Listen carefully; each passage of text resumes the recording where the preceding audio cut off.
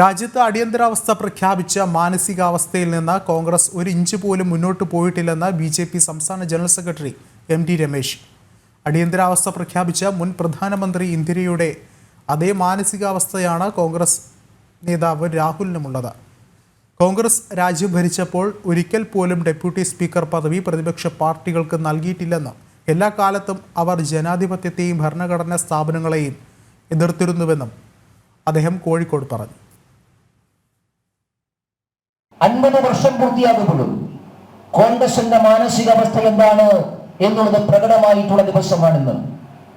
അടിയന്തരാവസ്ഥ പ്രഖ്യാപിച്ച ഇന്ദിരാഗാന്ധിയുടെ മാനസികാവസ്ഥയിൽ നിന്ന് ഈ രാജ്യത്തിലെ കോൺഗ്രസ് പാർട്ടി ഒരിഞ്ച് പോലും മുമ്പോട്ട് പോയിട്ടില്ല എന്നുള്ളതിന് തെളിവാണ് ഇന്ന് പാർലമെന്റിൽ അരങ്ങേറിയത്.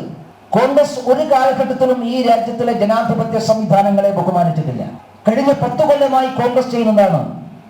10 കൊല്ലമായി കോൺഗ്രസ് ചെയ്യുന്നത് രാജ്യത്തിലെ എല്ലാ ജനാധിപത്യ സംവിധാനങ്ങളെയും ദുർബലപ്പെടുത്തുക എന്നുള്ളതാണ്. രാജ്യത്തിലെ നീതിന്യായ പീഠങ്ങളെ ദുർബലപ്പെടുത്തുന്നു.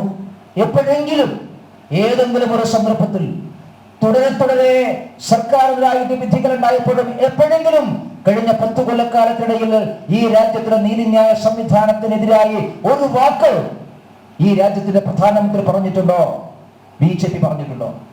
കേരളത്തിൽ ജന്മഭൂമിയാണ് അന്ന് അടിയന്തരാവസ്ഥക്കെതിരായിട്ടുള്ള വാർത്തകൾ കൊടുത്തത്. അടിയന്തരാവസ്ഥക്ക് പ്രതിഷേധിക്കാൻ തയ്യാറായത്. അതുകൊണ്ടാണ് ജന്മഭൂമി പ്രസ് ഓഫീസും അന്ന് അടച്ചുപൂട്ടിയത്.